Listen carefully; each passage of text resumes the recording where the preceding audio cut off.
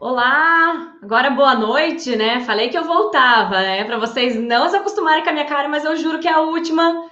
Triste já, né, por deixar vocês, mas eu vou deixar em boas mãos depois. O professor William vai dar seguimento aqui. E eu queria já agradecer a todo mundo que já está aqui compartilhando, comentando e está com a gente desde cedo aí. Tem pessoal que tá firme. Espero que vocês tomaram uma água, né? Comeram alguma coisa, deu tempo de ir no banheiro, dar aquela respirada para a gente aguentar firme até às 9h30, né? E agora, seguindo a nossa maratona, se você está chegando agora, né, também, as maratonas, as palestras estão gravadas, então vocês podem acessar nos canais oficiais do Grupo Ninter, aqui no YouTube ou aqui no Facebook. Fiquem à vontade, compartilhem, né? Compartilhem conhecimento também com seus colegas, que vale demais, né? É isso que nós estamos fazendo aqui hoje. E nós chegamos na ODS 13, que vai falar sobre ação contra a mudança global do clima. E para isso, nada mais, nada menos do que os meus mais queridíssimos colegas amados, professores que são amigos, na verdade, professor William Salles e professora Sandra Lopes. Obrigado. Professores, a palavra é de vocês. Obrigado. Olá, boa noite, sejam bem-vindos a mais uma etapa, porque são 3 etapas, de manhã, à tarde e agora à noite. Realmente é uma maratona. Parabéns, isso é para os fortes. Nós vamos falar agora sobre a ação contra a mudança global do clima. E para isso, eu chamo a atenção por medidas urgentes que têm que ser tomadas para o combate dessa mudança do clima, principalmente relativo aos impactos que essa mudança pode causar, não só no meio ambiente, mas também na saúde humana. E hoje nós vamos falar, eu e o professor William, nós vamos falar sobre essa mescla socioambiental e bio, né? A vida, tudo mais. Então, muito tem se falado sobre isso, não é, professor William? Sobre essa sustentabilidade. Mas o que é que estamos fazendo realmente para que isso seja combatido, minimizado, mitigado ou até mesmo resolvido? Verdade, professora Sandra. Primeiramente, boa noite a todos os alunos que estão aí nos acompanhando, todos os colegas que estão desde do período da manhã aí, participando conosco, aprendendo, interagindo. Isso é muito importante para nós, professores, que estamos aqui para trabalhar essa temática com vocês. Então, vejam, mudança do clima global, igual a professora Sandra disse, né? O que nós estamos fazendo? O que nós estamos pensando a respeito? Será que nós conseguimos, né, pensar de forma macro a respeito de mudança climática, do aquecimento global? Qual o impacto que isso pode nos causar? Se a gente for olhar nas questões históricas, o aquecimento global, ele é, né, na verdade, induzido pela própria ação humana, né, pela ação antrópica. E ele começou a ser registrado lá em 1950, que começaram a perceber as primeiras ações, as primeiras interferências desse aquecimento global. E aí eu fico pensando, hoje, né, o nosso planeta grita por socorro, nós estamos começando a visualizar sinais importantes de que a coisa está caminhando para um caminho que não vai ser legal, como diz nossos alunos, vai dar ruim, professor, já está dando ruim. E o que nós podemos fazer com relação a isso? Né? Quando a gente pensa em aquecimento global, a gente pensa em algo que talvez vai acontecer daqui 300 anos, 500 anos, mas, na verdade, nós já estamos sofrendo as ações daquilo que foi pensado pelos pesquisadores, que foi levantado pelos pesquisadores lá em 1950. Chegou o tempo, nós estamos em 2020 e nós estamos vendo e assistindo de camarote o que está acontecendo com o aquecimento global, não é verdade, professora Sandra? Exatamente. E tem lugares e países, porque esses ODS, eles são mundiais, global, mas existem países, locais que são mais vulneráveis. E podemos dizer, em especial, os países que estão em desenvolvimento, porque muitas vezes o fato de estar em desenvolvimento, ele tem um problema maior no campo da industrialização, com tecnologia muito antiga, onde ainda gera muito impacto no ar, de contaminação e poluição no ar, E ar é uma coisa que a gente não tem como não utilizá-lo. O máximo que a gente pode usar é uma máscara, mas sem ele, jamais. A gente não vive, e nem nós, nem mesmo o ecossistema todo. Então, o ar é uma coisa muito importante. E essa contaminação e essa vulnerabilidade que os países estão expostos já foi previsto, né, na verdade, como o professor William falou, na década de 50. E medidas muito paliativas, muito assim inibidas, inclusive, bastante acanhadas, né, professor, que a gente diz na área ambiental e da saúde, com bastante acanhamento para minimizar, mitigar ou melhorar essa situação. E nós estamos aí com o planeta nas mãos para tentar melhorar, porque nós não temos nem tempo, já foi falado em várias outras palestras, eu mesmo já falei lá no início da nossa fala, da abertura de manhã, como deixar esse país, esse planeta para as pessoas, para os netos ou familiares ou pessoas que vêm depois da gente. Não precisamos ficar preocupados somente em deixar bem, né, sustentável para eles, mas temos que pensar no hoje também, em nós também, na nossa geração. Então, nós temos que tomar ações já pequenas, muitas vezes a gente acha que não vai dar efeito muito grande, não vai ter uma repercussão grande, mas essas pequenas ações é que fazem a diferença. Então, esses países em desenvolvimento, é preciso que tenha um pouco mais de atenção, né? Principalmente na América Latina. É ou não é, prof? Verdade, professora Sandra. As pessoas não estão conseguindo enxergar o impacto de tudo isso, né, professora? Nós estamos vivendo momentos difíceis no nosso país com relação às questões relacionadas ao meio ambiente. Eu sempre digo, em todas as palestras que eu faço com os nossos alunos, que nós precisamos encontrar um equilíbrio entre saúde humana, saúde animal e saúde ambiental, que é o que a gente conhece como saúde única, e vocês já vão entender o porquê.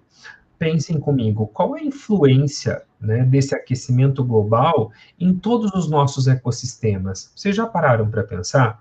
Será que se tiver será que o aquecimento global, a temperatura subir a mais 2 graus, 4 graus, algumas pesquisas estão evidenciando, né, a longo prazo aí que a temperatura venha a subir até 6 graus, se isso acontecer, isso vai impactar em quê? Né? Ah, professor, mas e se eu fizer desmatar aqui, desmatar ali, colocar fogo no Cerrado, ou fogo na Mata Atlântica, ou fogo em outros tipos de biomas, e queimar isso? O impacto que isso vai causar? Né, vai aquecer, né, vai aumentar o aquecimento global. Então, uma questão importante da gente mensurar é que a queimada, ela contribui razoavelmente, mas nós temos toda a questão da industrialização, a queima de combustíveis fósseis. Lembrem que a queima de combustível fóssil vai gerar gases que vão contribuir para o efeito estufa, então nós temos 3 principais, o dióxido de carbono, o metano e o óxido nitroso. Quando eu falo de queimadas, né, de queimar a floresta, queimar florestas tropicais, o cerrado, eu tenho que lembrar que eu tenho a produção de material particulado, e esse material particulado vai ficar suspenso no ar, então eu tenho interferência disso, severa, mas o mais importante é lembrar, né, professora Sandra, que quando eu faço a destruição de um bioma e de um ecossistema, eu não estou só removendo aquela floresta, eu estou destruindo a casa de alguém, o habitat de alguém, a morada de um outro ser vivo. Você gostaria que alguém chegasse e ateasse fogo na sua casa? Você gostaria que alguém invadisse a sua casa e você chegasse no final do trabalho cansado para adentrar para o seu descanso e você não tivesse mais ela? É mais ou menos isso que acontece com todas as formas de vida que habitam as florestas, que hoje estão sendo queimadas e destruídas a largos passos. Mas, professor William, o professor é contra o avançar da economia, contra o avançar do desenvolvimento? Não. Não sou contra, mas a gente precisa pensar num equilíbrio para que nós, nossa geração futura, consiga coabitar nesse planeta onde a gente vive, não é mesmo, professora Sandra? Exatamente. Existem já estudos científicos comprovando que até o final do século XXI, veja agora, já, imediato, terá um aumento de 3 graus na temperatura. Isso é significativo? Muito. Não somente na floresta, não somente em área urbana, mas também nos oceanos. Vai ter derretimento, provavelmente terá derretimento de geleiras. Isso vai fazer com que aumente o volume dos oceanos. Vai mudar, inclusive, o comportamento de animais que vivem dentro desse habitat. E mais importante que tudo, o oxigênio não vem somente da floresta, ele vem também do mar. Ele é feito a troca e a produção no mar. Então, com aquela fitoplântos, com toda aquela vida que existe ali, vai ser alterado. Então, quando nós falamos em impacto de queimadas, de impactos do ar, de poluentes no ar, a gente pensa que tem um reflexo, isso tem um reflexo enorme. Já há estudos, inclusive, comprovando que tem contaminantes da queima de combustíveis fósseis já nas calotas polares. Se não tem contaminação efetiva, nós temos traços. E se a gente tem traços, isso é sinal que não vai ter parada. Isso terá, infelizmente, só vai evoluir. Não é mesmo, professor? Verdade. Vou triar uma linha de raciocínio aqui com vocês, queridos. Então, pensem comigo. O aquecimento global está aí, está batendo as nossas portas. E o aquecimento global é 90% a interação do homem nesse processo. Então, nós, né, quando eu digo nós, eu me incluo, porque a gente acaba contribuindo de alguma forma, como disse a professora Cláudia Pampolini na outra palestra, o que nós podemos fazer para interromper esse processo, pelo menos minimizar isso de uma forma mais adequada, mas pensem comigo, né? Então, eu tenho aquecimento global, as nossas florestas contribuem extremamente para manter esse equilíbrio e a gente está cada vez mais tirando florestas. A gente está queimando ali as florestas tropicais, a Mata Atlântica, o Cerrado e assim sucessivamente. Pensem que nessas florestas, nesses biomas, nesses ecossistemas, os animais vivem de forma aleatória, de forma separada, porque eles têm espaço para correr, para viver de forma homogênea. E harmônica. E harmônica. À medida que eu vou reduzindo a casa desses animais, as florestas, esse ecossistema, eu vou confinando cada vez mais animais que jamais coabitariam no mesmo ambiente. E aí, o que isso acontece? O que isso favorece? O surgimento de doenças. Então, quanto mais próximo eu tenho espécies diferentes coabitando o mesmo lugar, eu tenho uma chance muito grande delas trocarem micro-organismos, principalmente vírus, que é o que a gente chama de transbordamento zoonótico.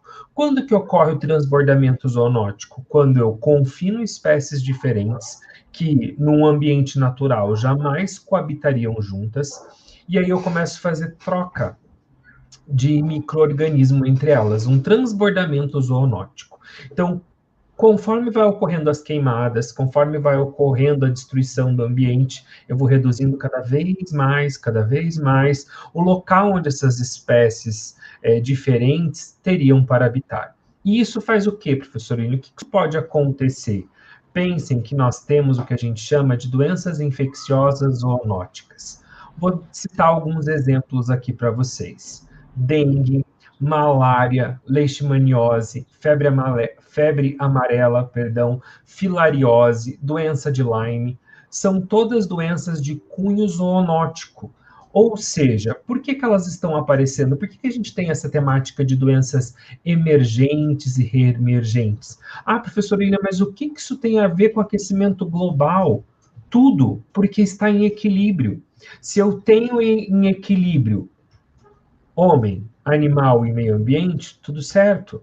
Mas eu começo a destruir floresta, começo a aumentar a emissão de gases, as indústrias começam a jogar mais gases para a atmosfera sem filtrar, e não adianta me falar que, professor, mas nós não temos tecnologia para isso. Nós temos tecnologia sim para filtrar esses gases. O grande problema é que isso é caro, algumas indústrias não querem investir no processo, ou é só 2 horas só que eu vou liberar essa quantia de gás por dia na atmosfera, e isso não vai dar problema. A longo prazo, meus queridos, isso dá problema.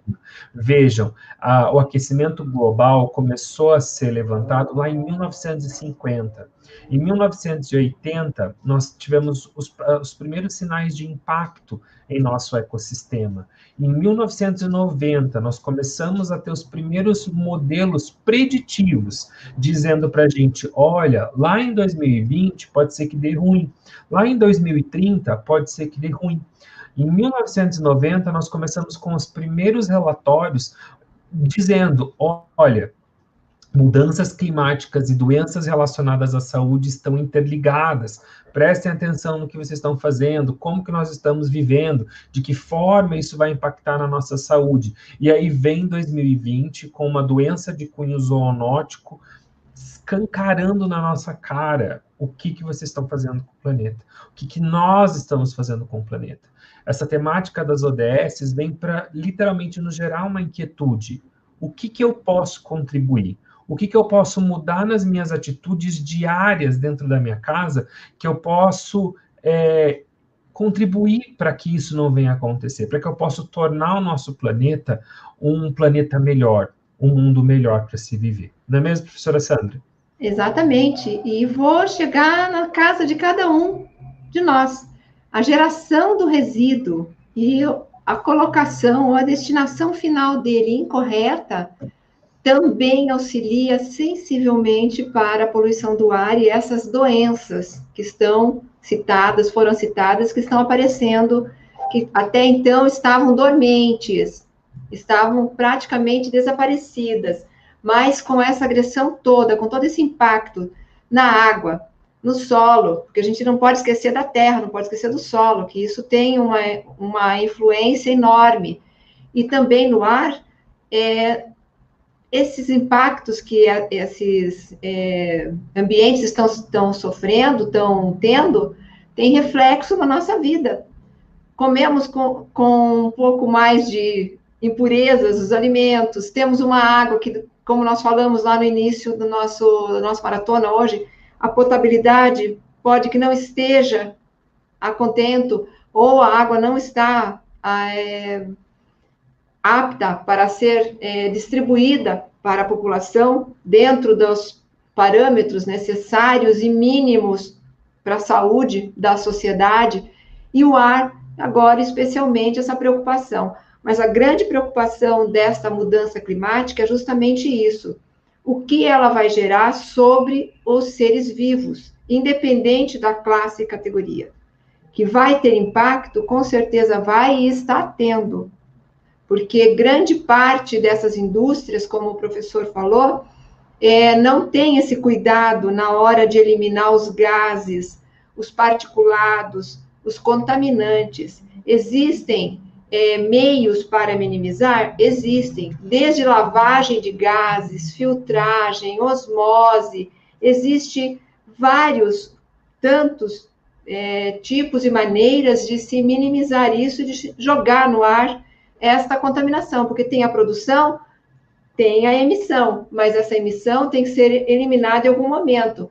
Mas a legislação nossa é justa, é apertada, porém, muitas vezes ela não é tão aplicada com toda aquela ética que precisa ambiental, com toda aquela ética industrial que precisa. Mas nós estamos a passos lentos, mas estamos chegando lá, com toda essa informação, com toda essa comunidade científica trazendo dados bastante importantes, não é, professor? Tem ajudado sensivelmente. Então, a qualidade do ar, ela não tem, assim, uma preocupação somente com o local que a geração daquele contaminante está inserido, mas todo o seu entorno, porque dependendo das plumas, dependendo dos particulados, dependendo dos contaminantes, eles chegam mais longe ou mais perto. Quanto mais pesado, mais perto ele fica. Quanto mais leve, mais perigoso ele é. Não é mesmo, professor? Verdade, professora Sandra. É muito importante isso que a professora apontou. Então, as mudanças climáticas, elas envolvem, né, questões técnicas, tecnológicas, políticas, questões sociais, questões de saúde e questões ambientais. Nós precisamos despertar isso, mostrar para as pessoas que nós conseguimos mudar essa situação. Isso é possível, né? Então, se nós pararmos para observar a oscilação dos eventos climáticos que a gente costuma observar, como o El Niño, que é a fase quente, e a Laninha, que é a fase fria, a oscilação, eles não estão mais de forma periódica, e isso gera impacto. Né? Por que eles não estão acontecendo mais de forma periódica? O que tem influenciado isso? O aquecimento global. O que isso vai influenciar na nossa saúde? Em N questões. Quer ver só? Professora Ariana, compartilha aí comigo, por favor, essa tela com os nossos queridos alunos que estão aí nos acompanhando.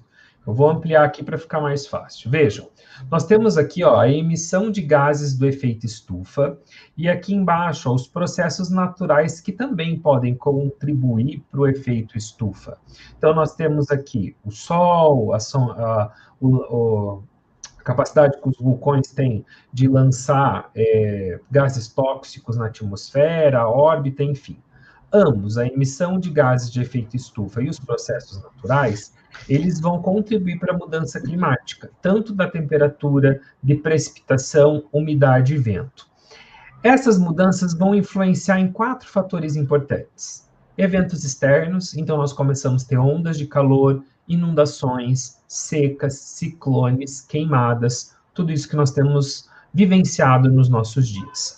Mudanças nos nossos ecossistemas, ou seja, perda de biodiversidade, invasões de espécies, alterações de ciclos geoquímicos, aumento do nível do mar, a salinização, erosão, a degradação ambiental, isso vai gerar contaminação de pesca, da agricultura. Vejam que a mudança climática, ela causa vários impactos ao longo de todos os nossos processos. Não é só aumentar a temperatura em 4 ou 6 graus. Isso vai influenciar em todas as escalas de vida, em todos os mecanismos, desde o mecanismo econômico até o mecanismo ambiental, está tudo interligado, por isso que eu volto a frisar na saúde única, saúde humana, saúde animal e saúde ambiental. Vejam aqui mais uma vez, ó, esses eventos externos vão produzir perda de produção agrícola, acidentes e desastres. Isso vai gerar morte por estresse térmico, morte e agravos por desastres, que muitas das vezes, infelizmente, a gente tem visto.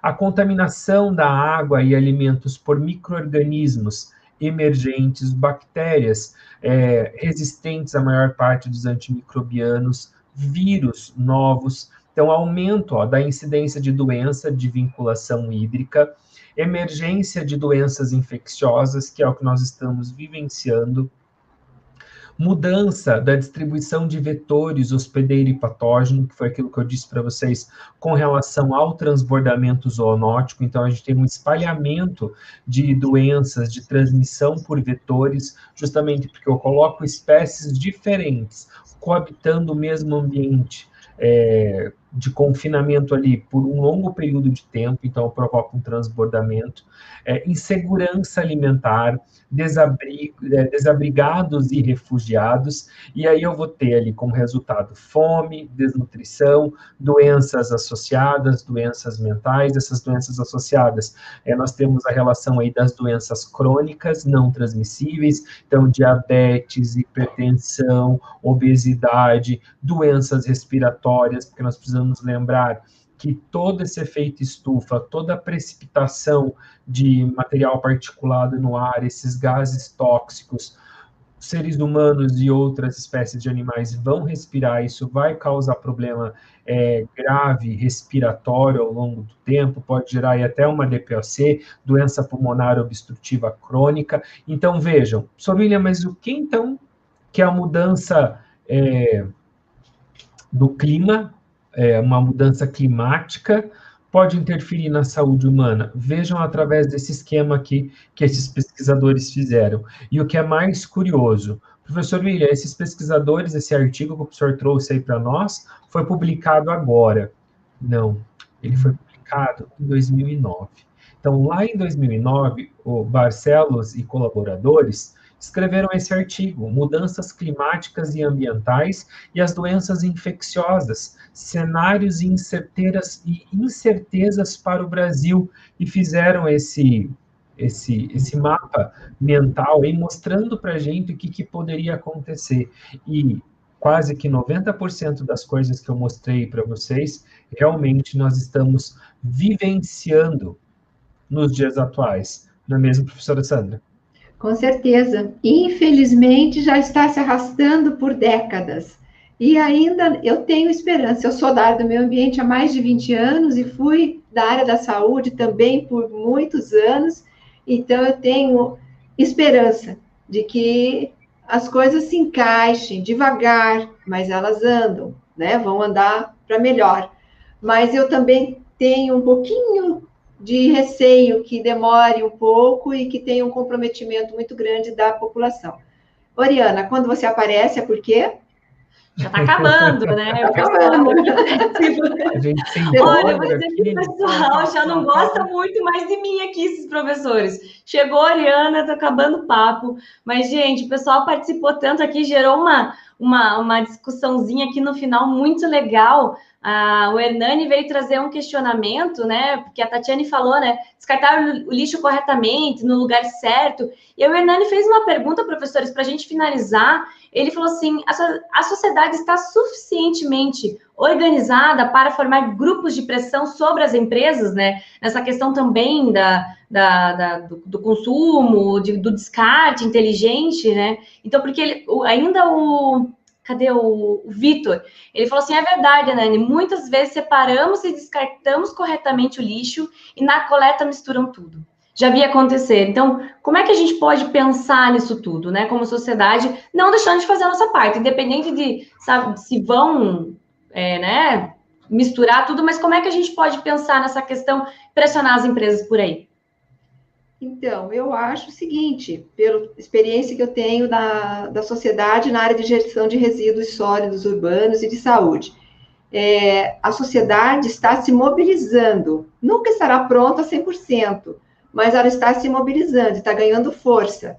Mas agora nós temos que olhar o outro lado das empresas, se elas estão ainda abertas, ou estão já abertas, ou estão com intenção de melhorar, de buscar isso e de aceitar essa pressão que a sociedade vai fazer.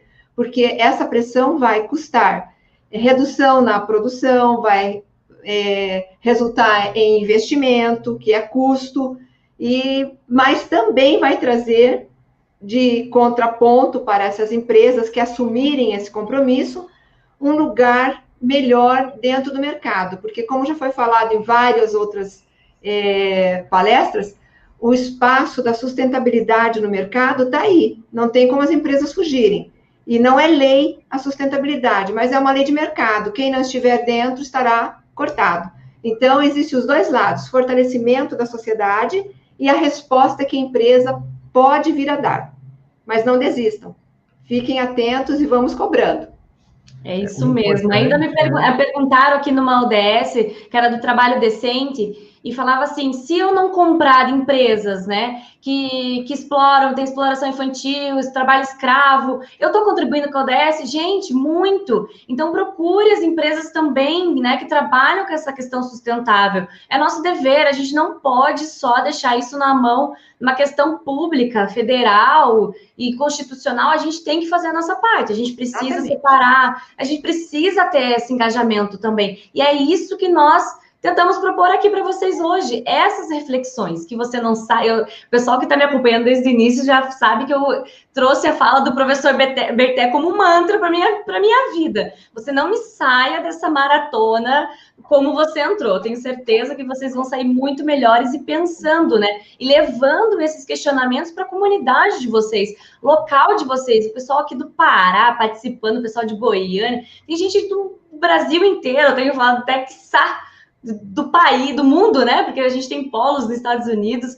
E, professores, a gente está caminhando para o fim. Foi um prazer estar com vocês aqui hoje. Foi muito bom. E eu quero me despedir dos meus queridos, cativos colegas aqui do chat que me aguentaram minha cara, não desistiram. Muito obrigada por terem acompanhado até aqui a nossa maratona. Continuem. Eu vou deixar vocês em belíssimas mãos do nosso querido professor William Salles.